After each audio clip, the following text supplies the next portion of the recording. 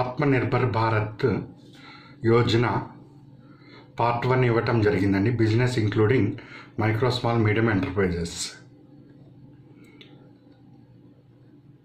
ఇక్కడ prime minister vision 5 pillars of Atmanirbhar Bharat Yojana: economy, infrastructure, system, vibrant demography, demand,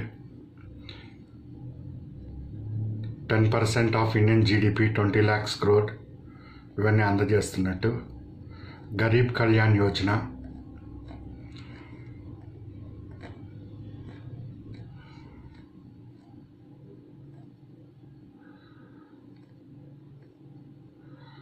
ఇక్కడ first స్టేట్మెంట్గా అంటే ప్యాకేజీలో మొదటి అంశంగా గవర్నమెంట్ ఆఫ్ ఇండియా 15 అంశాలని తెలియజేయటం జరిగింది.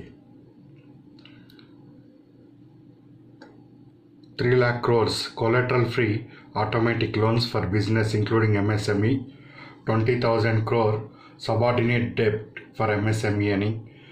ఈ 4th point new definition of MSME. ఈ అదర్ డైరెక్ట్ ట్యాక్స్ మెజర్స్ అంటే అది వేరేది, 16 ఐటమ్స్, మళ్ళీ అది డిఫరెంట్గా ట్యాకిల్ చేస్తాం మనం. సో ఈ 15 ఇష్యూస్ మీద ఈరోజు వాళ్ళు ఇవ్వటం జరిగింది 13th. అయితే ఇందులో ఎగ్జామ్ పాయింట్ ఆఫ్ వ్యూలో ఏ విధంగా వస్తాయి ఆ అంశాలన్నీ కూడా మనము ఈరోజు పరిశీలన చేస్తాం. అభ్యర్థులు ఇప్పటి నుంచే దీని మీద ఏమి ఫోకస్ చేయకండి. ఇంకా చాలా అంశాలు రావాల్సి ఉన్నాయి. అవన్నీ వచ్చిన తర్వాత ఒకదాంతో ఒకటి కోఆర్డినేట్ చేసుకోవాల్సి ఉంటుంది. అప్పుడు మాత్రమే ఇక్కడ తెలియజేసిన అంశాల మీద MCQs బిట్స్ని మనము కరెక్ట్గా ప్రొజెక్ట్ చేసుకోవటానికి అవకాశం ఉంటుంది. ఉదాహరణకి ఇక్కడ రివైజ్డ్ డెఫినేషన్ ఆఫ్ MSME అని ఇవ్వటం జరిగింది. దీన్ని తీసుకురావాలి అంటే micro small medium enterprises development act 2006లో సవరణలు తీసుకురావాలి. ఇప్పుడు జస్ట్ వాళ్ళు ఇన్ఫర్మేటివ్గా దీనిని ఇవ్వటం జరిగింది. ఇది ఎగ్జిక్యూట్ కావాలంటే ఖచ్చితంగా లాస్లో మార్పు అయితే తేవాలి. ఇక్కడ తయారీ రంగాన్ని మరియు సేవా రంగాన్ని రెండు కలుపుతూ ఇచ్చారు. ఇక్కడ తయారీ రంగం వేరు, సేవా రంగం వేరు అన్నట్టుగా ఇవ్వటం జరిగింది. ఇలాంటి సందర్భంలో MSMED యాక్ట్ 2006 నుంచి కొత్తగా MSMED యాక్ట్ 2020 అని రావాలి. ఫ్యాక్టరీ అంటే ఏంటో తెలవాలి, సర్వీస్ అంటే ఏంటో తెలవాలి, అక్కడ ఉండే లేబర్ అంటే ఏంటో డెఫినేషన్ ఇప్పుడు తప్పనిసరిగా మార్చవలసి ఉంటుందండి. సో ఎన్నో మార్పులు చేర్పులు జరుగుతూ వస్తాయి. ఇట్లా వచ్చేవన్నిటినీ కూడా అఫీషియల్ వెబ్సైట్స్ తోటి ఆ మంత్రిత్వ శాఖలతోటి కనెక్ట్ చేసుకుంటూ దానికి అనుగుణంగా మెటీరియల్ని రూపొందించుకోవటం జరుగుతుంది. హాయ్, APPSC గ్రూప్ 2 మరియు గ్రూప్ 1 ప్రిపేర్ అవుతున్న అభ్యర్థులకండి. సో ఆన్లైన్లో మనం క్లాసెస్ అందజేస్తున్నాం. మీ డే టు డే అఫైర్స్ ఎలాంటివి కూడా బ్రేక్ కాకుండా క్లాస్ ఎన్నిసార్లు అయినా చూడొచ్చు, ఎప్పుడైనా చూసుకోవచ్చు అని చెప్పాం. మెటీరియల్ PDF ఫార్మేట్లో ఇస్తాం. బిట్స్ ప్రాక్టీస్ చేయించుకుంటూ ఉంటున్నాం. దాంతోపాటు ఎవ్రీ వీక్ కూడా మాక్ టెస్ట్లు కండక్ట్ చేస్తున్నాం. సో ఈరోజు మనము ఈ ఎకనామిక్ ప్యాకేజ్ మీద స్పెషల్గా అభ్యర్థులకి క్లాస్ని అందజేయటం జరుగుతున్నది. ఈ క్లాస్ యొక్క ముఖ్య ఉద్దేశము ఈ గ్రూప్ 2 ఇక్కడ objective bits, multiple choice questions, MCQs, దానికి అనుగుణంగా ఈ కొత్తగా వస్తున్న అంశాలని ఏ విధంగా దృష్టి పెట్టాలి, ఫస్ట్ పాయింట్. దానికి సంబంధించి మెటీరియల్ ఏ విధంగా రూపొందించుకోవాలి, సెకండ్ పాయింట్. ఏమి చదవాలి, సెకండ్ మెటీరియల్ ఎలా రూపొందించుకోవాలి, దీనిపైన MCQs ఏ విధంగా చేసుకోవాలి, ఎగ్జామ్ సెంట్రిక్. దీనిని మనము ఈరోజు వివరణ అన్నది ఇస్తాము. ఆత్మనిర్భర్ భారత్ యోజన. సో ఈ క్రమంలో 20 లక్షల కోట్లని అందించడం జరిగింది. సరే, విమర్శలు దాని మీద వస్తూ ఉన్నాయి, అవన్నీ మీకు కూడా తెలిసిందే. ఆల్రెడీ 1.7 lakh crore రూపీస్ని అందజేయటం జరిగింది ఈ గరీబ్ కళ్యాణ యోజన కింద. Repo rate, reverse repo rate తగ్గించడం ద్వారా 7 లక్షల కోట్ల రూపాయలు ఇప్పటికే లిక్విడిటీని మనం అందించేసాము. So remaining hardly 10 lakh crores అందజేయాలి. అవి షార్ట్లీ అందజేస్తామన్నట్టుగా కమ్యూనికేషన్ అయితే అందుతుంది. ఆల్రెడీ అవి ఇస్తున్నట్టుగా ఎకనామిక్ టైమ్స్ వాటిలో ఆర్టికల్స్ కూడా రూపొందించారు. సరే, పాయింట్ ఇక్కడ ఏమిటి అంటే అవన్నీ అక్కడ నడుస్తూ ఉంటాయి, వాళ్ళు ఎంత ఇస్తారు, నిజంగా డబ్బులు ఎన్ని వస్తాయి, మార్కెట్లో పంపింగు, ఇవన్నీ కూడా సరే, అవన్నీ కూడా వేరే పక్కన పెట్టుకొని ఎగ్జామ్ పాయింట్లో ఇక్కడ ఏమిటి మనకు ఉపయోగకరమైన అంశము ఏమిటి, దాన్ని ఎలా మనము ఫిల్టర్ చేసుకోవాలి అన్నది ఆలోచించాలండి.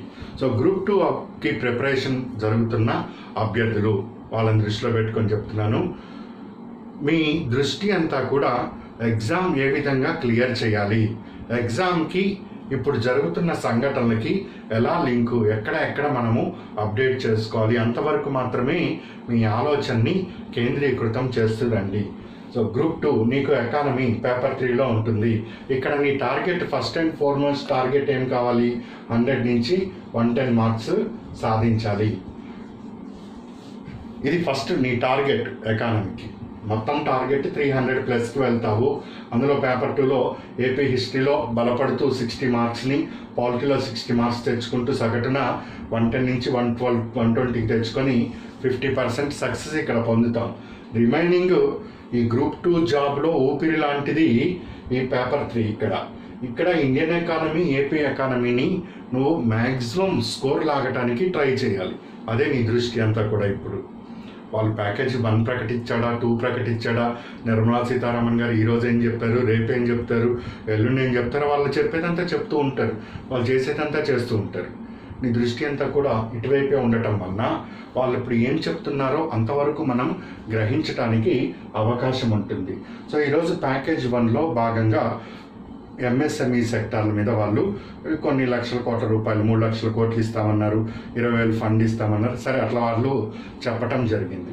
సో ఇక్కడ నేను అభ్యర్థులకి కమ్యూనికేట్ చేసేది ఏంటంటే, మేజర్గా ల్యాండ్, లేబర్, లిక్విడిటీ, లాస్, ఈ 4 సంస్కరణలు తీసుకొని వస్తాము అని చాలా స్పష్టంగా వాళ్ళు తెలియజేశారు. ఆ సంస్కరణలో భాగంగా లిక్విడిటీకి సంబంధించి ఇప్పుడు ప్యాకేజ్ రూపంలో అందచేయటం జరిగింది. అది కూడా కేవలము పారిశ్రామిక రంగంలో మైక్రో, స్మాల్, మీడియం ఎంటర్ప్రైజెస్కి మాత్రమే పరిమితమైంది. ఇంకా వ్యవసాయ రంగానికి సంబంధించి, సేవా రంగానికి సంబంధించి direct beneficiary transfers, Jan Dhan, Aadhaar, mobile, jam పథకం ద్వారా వీళ్ళకి ఎంత అందిస్తారు, వీళ్ళకి ఏ విధంగా ఇంకా అదర్ సర్వీస్ అందుబాటులోకి వస్తాయి, ఓడి ఇస్తారా వీళ్ళకి, ఓవర్ డ్రాఫ్ట్ ఫెసిలిటీ, ఇట్లాంటివి ఈ బ్యాంకింగ్ సెక్టార్కి మరియు విదేశీ వ్యాపారానికి సంబంధించి లిక్విడిటీ ఏ విధంగా అందబోతుంది అన్న విషయం మొదటగా మనకు స్పష్టత ఏర్పడాలి. ఆ స్పష్టత ఏర్పడాలి అంటే ఇప్పుడు జరిగింది మొదటి ప్యాకేజే కాబట్టి, ప్యాకేజ్లో మొదటి భాగమే కాబట్టి ఇంకా చాలా వస్తాయి. అవన్నీ కూడా నేను సేకరించి వాటిని సింప్లిఫై చేసి ఎగ్జామ్ పాయింట్ ఆఫ్ వ్యూలో మనము ఎక్కడ ఏది ఇంపార్టెన్సో అది నేను తెలియజేస్తూ వస్తాను. ఇంకా ఎవరైనా మన అభ్యర్థులు కాని వాళ్ళు ఎవరైనా ఉంటే వాళ్ళు ఇప్పుడు నేను చూపించాను, అట్లా ఆ పీడిఎఫ్లన్నిటినీ కూడా సేకరించుకొని వాటిని 1-2 సార్లు చూసి ఫిల్టర్ చేసుకొని నీకు ఏదైతే ఉన్నదో సిలబస్, ఆ సిలబస్కి ఈ పీడిఎఫ్కి కన్వెన్షనల్ ఫస్ట్ స్టడీ చేసి, కన్వెన్షనల్కి ఈ పీడిఎఫ్ కొత్తగా వాళ్ళు ఈ అఫీషియల్ వెబ్సైట్లు ఏమైతే పెట్టారో వాటిని లింక్ చేసుకుంటూ నువ్వు స్టడీ చేయాలి. అప్పుడు నీకు కంప్లీట్ అవుతుంది. దానికి అనుగుణంగా మెటీరియల్ని సింప్లిఫై చేసుకుంటూ, ఇప్పుడు ఏ విధంగా అయితే నేను ఏపీ హిస్టరీకి ఇస్తున్నానో అట్లా సింపుల్గా అందుకుంటూ రావాలి. ఈ సబార్డినేట్ డెబ్ట్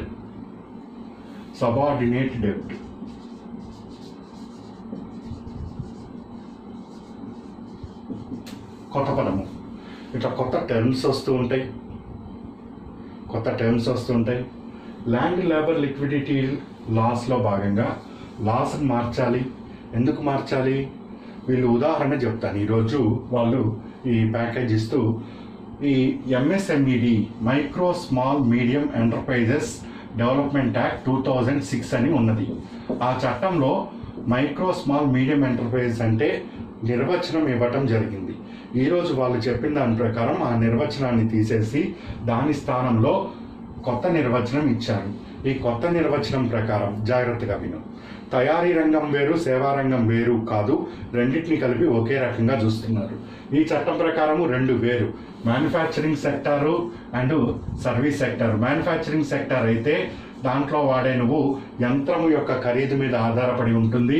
సర్వీస్ సెక్టార్ అయితే నువ్వు దాంట్లో వాడే ఇన్స్ట్రుమెంట్ యొక్క ఖరీదు మీద ఆధారపడి ఉంటుంది. అది గతంలో నిర్వచనము. ఇప్పుడు అట్లా కాదు, నువ్వు ఈ రెండింటిని కలిపేశారు, మ్యానుఫ్యాక్చరింగ్ అండ్ సర్వీస్ రెండు కలిపి ఒకటిగా పెట్టి ఇన్వెస్ట్మెంట్ ఎంత పెట్టుకున్నావు, ఎంత టర్న్ ఓవర్ అవుతుంది, ఈ రెండింటి యొక్క ఆధారంగా వాళ్ళు నిర్వచనాన్ని మార్చారు. మైక్రో అంటే పెట్టుబడి 1 కోటి కన్నా తక్కువ, టర్న్ ఓవర్ 5 కోట్ల కన్నా తక్కువ.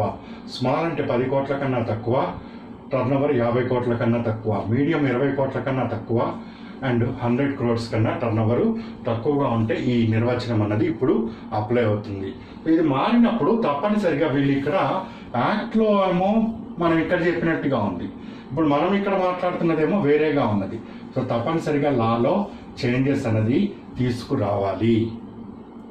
అట్లా చట్టంలో ఏ సెక్షన్ మాట్లాడుతున్నది, లేకపోతే ఇంకా ఏ అంశాలు వాళ్ళు కొత్తగా తీసుకొని వస్తారు, ఇది ఒకటే సరిపోదు, ఇంకా చాలా అంశాలు మార్చాలి. సో అవన్నీ కూడా మనము డిస్కస్ చేస్తాము త్వరలో. అందుకే ఇప్పుడే వీళ్ళు అక్కడ టీవీలో చెప్పగానే అభ్యర్థులు అమ్మో ఎకానమీ ఏది వస్తున్నది ఏంటి అని కంగారు పడతారన్న ఉద్దేశంలో ఈ క్లాస్ నేను మీకు పంపించడం జరుగుతుంది. మీరు కంగారు ఏమీ పడక్కర్లేదు. మొత్తం అన్ని అంశాల మీద వాళ్ళని ఫస్ట్ గవర్నమెంట్ ఒక స్పష్టత రానియండి. అది వచ్చిన తర్వాత అప్పుడు మనము దీన్ని సింప్లిఫై చేసి ఇది ఒకదానితో ఒకటి సంబంధం ఉంటూ ఉంటుంది. ఇప్పుడు మైక్రో స్మాల్ మీడియం వరకు అయిపోయింది, మరి లార్జ్ అంటే మరి దాని డెఫినేషన్ కూడా మార్చాలి కదా. మెగా ఇండస్ట్రీ అంటే దాని డెఫినేషన్ కూడా మార్చాలి కదా. సో అట్లా ఉంటాయి అన్నమాట. ఏమేమి చేంజెస్ వస్తున్నాయో అవన్నీ చూస్తాం. దాంతో ఇంకా ఒక పాయింట్ ఉందండి. ఇక్కడ లిక్విడిటీ గురించి మాత్రమే ఈరోజు మాట్లాడారు, ల్యాండ్ గురించి ఇంకా మాట్లాడలేదు, లేబర్ గురించి ఇంకా రాలేదు, అండ్ లాస్ చేంజ్ అవ్వాల్సిన లాస్ గురించి కూడా రాలేదు. ఇంకా చాలా అంశాలు ఉన్నాయి. అందుకే అభ్యర్థులు ఇప్పటి నుంచి కంగారు పడద్దు. ఇప్పుడు మీరు చేయవలసిందల్లా ఈ ఏరియాని బలోపేతం చేసుకుంటూ రండి. ఈ ఏరియాలో ఏమేమి రావాలి, ఏమేమి చదవాలన్నది నేను టైం టు టైం తెలియజేస్తాను. మన అభ్యర్థులు అయితే ఇవన్నీ కూడా మీకు అందుబాటులోకి వస్తాయి. వీటిని అన్నింటినీ కూడా సింప్లిఫై చేసి సిలబస్కి అనుగుణంగా ఏం మార్పులు వచ్చాయి, ఏం చదవాలి, మెటీరియల్ అందులో నుంచి ఏ విధంగా ఫిల్టర్ చేసుకోవాలి, అందులో ఎంసీక్యూస్ ఏ విధంగా. ఉదాహరణ, కొత్తగా నిర్వచించబడిన ఎంఎస్ఎంఈ చట్టము 2020 వస్తుంది. దీని ప్లేస్లో ప్రకారము తయారీ రంగము లేదా సేవా రంగాన్ని విడివిడిగా పరిగణించామా లేక ఏకీకృతంగా పరిగణించామా, అట్లా లేదా తయారీ రంగంలో పెట్టుబడి ఎంత ఉంటుంది, టర్న్ ఓవర్ ఎంత ఉంటుంది, అయితే ఇంకో బిట్ అనేది వస్తూ ఉంటుంది. అట్లా ఎక్కడ బిట్లు వస్తాయి అనేది కూడా మనము చూసుకొని ఎగ్జామ్ సెంటర్కి వెళ్తాము. మన దగ్గర రాని అభ్యర్థులు వాళ్ళు ప్రిపరేషన్ కొనసాగించుకోవాలంటే ఇప్పుడు నేను చూపించిన పీడిఎఫ్ ఫార్మెట్ని దాన్ని స్టడీ చేయండి. ఫస్ట్గా మీరు చేయాల్సింది ఏంటంటే ఆ పీడిఎఫ్ ఫార్మెట్ని స్టడీ చేయండి. ఇది ఈరోజు ఫైనాన్స్ మినిస్టర్ ఇచ్చారు. దానికి అనుగుణంగా మీకు వివిధ మంత్రిత్వ శాఖలు ఉంటాయి. సింపుల్గా అవ్వండి. వీటికి జీవోలు, నిబంధనలు అంటాము. ఈ నిబంధనల రూపంలో వ్యవసాయం, ఇప్పుడు మైక్రో స్మాల్ మీడియం ఎంటర్ గురించి ఫైనాన్స్ మినిస్టర్ మాట్లాడారు. డబ్బుల వరకు మాత్రమే మాట్లాడగలుగుతారు. దానికి సంబంధించి లాస్ కానీ లేకపోతే ఇంకా వేరే ఏమైనా చేంజ్ చేయాల్సింటే ఆ మంత్రిత్వ శాఖలో అఫీషియల్ వెబ్సైట్ నుంచి మనం సేకరించాలి. సో దీన్ని లింక్ పెట్టుకుంటూ ఈ మంత్రిత్వ శాఖలకి మీరు అటాచ్ అయిపోయి ఇక్కడ వచ్చే అంశాల మీద దాన్ని దృష్టిలో పెట్టుకొని మెటీరియల్ని రూపొందించుకోవచ్చు. ఈ మెటీరియల్ మీద ఇక మీకు ఎంసీక్యూస్ ప్రాక్టీస్లో ఉంటాయి కాబట్టి చేసుకోవచ్చు. అట్లా చదవాలి. దీన్ని బేస్ చేసుకొని చదవాల్సిందే. ఇప్పుడు ఎంత లేదన్నా కానీ ఈ కొత్త డైనమిక్ ఆస్పెక్ట్స్ చాలా ప్రభావం చూపుతాయి కాబట్టి కన్వెన్షన్తో పాటు. ఇప్పుడు పాత డెఫినేషనే చదువుకుంటా అంటే ఉపయోగం ఏముంటుంది నీకు? ఉంటుందండి. కామన్ సెన్స్తో ఆలోచిస్తే మనము అన్నీ మారినాయి అంటే నేను లేదు ఇంకా పాత దాంట్లోనే ఉంటామంటే ఎకానమీకి అసలు చల్లదు అది. సో అందుకని జాగ్రత్తగా దృష్టి పెట్టి చదవండి. మన అభ్యర్థులకి తెలియజేస్తున్న అంశం ఏంటంటే ఇప్పుడే మీరు దాని మీద కంగారు పడక్కర్లేదు. ఇంకా దానికి సమయం ఉన్నది. ఆ సమయంలో నేను మీకు తప్పనిసరిగా అందిస్తాను. ఇది కంప్లీట్గా వస్తేనే దీని మీద స్పష్టత అనేది ఏర్పడుతుంది. ఏపీ ఎకానమీ మీద న్యూస్ వినే ఉంటారు. ఆంధ్రప్రదేశ్లో బడ్జెట్ ప్రిపరేషన్ అన్నది, బడ్జెట్ కావాల్సిన అంశాలన్నీ కూడా ప్రిపరేషన్ జరుగుతున్నది. ఇక్కడ అఫీషియల్ వెబ్సైట్లు, ఇక్కడ బడ్జెట్ డాక్యుమెంట్, అఫీషియల్ డాక్యుమెంటు, ఇక్కడ directorate of economics and statistics ఇవన్నీ తీసుకొని వీళ్ళు ఇవన్నీ తీసుకోవాలంటే ఇక్కడ నుంచి ఎంత వస్తున్నదో ఫస్ట్ డబ్బు రావాలి. దీని మీద ఐడియా వస్తేనే వీళ్ళు ఇక్కడ చేయగలుగుతారు. ఈ రెండింటినీ ఒకదానికి ఒకటి అవినాభావ సంబంధం ఉంటుంది, విడదీయలేమన్నమాట. సో ఇండియన్ ఎకానమీకి ఏపీ ఎకానమీకి విడదీయలేని సంబంధం. ఫస్ట్ ఇది క్లారిటీ వస్తేనే ఇక్కడ మనం అందుకోగలుగుతాం. ఇది కలిపి నేను మళ్ళీ మీకు ఎక్కడెక్కడ చేంజెస్ వచ్చినాయి, దాన్ని ఎట్లా అర్థం చేసుకోవాలో తెలియజేస్తాను. ఇప్పుడు ఆ టీవీలో ఏదో వచ్చిందనేసి ఎకానమీలో నేనేం చదవాలి, ఇంత ఒత్తిడికి ఎవరు గురి కావాల్సిన పని లేదు. సింపుల్గా మీరు చేయవలసిన పని మీరు చేస్తూ ఉండండి. ఒకటే గుర్తు ఏమిటంటే ఎగ్జామ్ నుంచి డీవియేట్ మాత్రం కావద్దు. ఆ కాన్సన్ట్రేషన్ ఒకసారి దెబ్బతిన్నదంటే మళ్ళీ పికప్ అందుకోవడం చాలా కష్టమవుతుంది. నీ ఆ కాన్సన్ట్రేషన్, అదే దృష్టిని, అదే సంకల్పము, అదే పట్టుదల అదే విధంగా కొనసాగిస్తూ ఉండు. రెగ్యులర్ యాక్టివిటీస్ చేస్తూ ఉండండి. మీరు జాబ్కి వెళ్ళే వాళ్ళు జాబ్కి వెళ్ళండి, హోమ్ యాక్టివిటీస్ ఉన్న వాళ్ళు, హౌస్ హోల్డ్ యాక్టివిటీస్ ఉన్న వాళ్ళు అవి కంటిన్యూ చేసుకుంటూ ఉండండి. ఇంకా వేరే వర్క్ ఉన్నా చేస్తుండండి. డైలీ 2-3 అవర్స్ ఈ సబ్జెక్ట్ మీద కంటిన్యూషన్ని కొనసాగిస్తురండి. 24 గంటలు కూర్చొని చదవక్కర్లేదు ఇక్కడ. సో హార్డ్లీ 3-4 అవర్స్ మీరు జస్ట్ కాన్సన్ట్రేషన్ కరెక్ట్గా ఉన్నారంటే మీరు చక్కగా సక్సెస్ అవుతారు. ఈ కంటిన్యూటీ మాత్రం డిస్కంటిన్యూ కాకూడదు, అయితే కష్టం అవుతాం మళ్ళీ. సో అందుకే నేను ఇది కమ్యూనికేట్ చేస్తున్నా. టీవీలో వస్తున్న నిర్మలా సీతారామన్ గారి స్పీచ్ కానీ ఇంకోటి విని కంగారు పడాల్సిందేమీ లేదు. అన్నీ తప్పనిసరిగా అందుతాయి. అండ్ అది కూడా ఈజీ ఫార్మాట్లోనే మీకు అందుబాటులోకి వస్తాయి. సో ఫర్దర్ ఇష్యూస్ నేను మళ్ళీ నెక్స్ట్ క్లాస్లో డీల్ చేస్తాను. Good luck.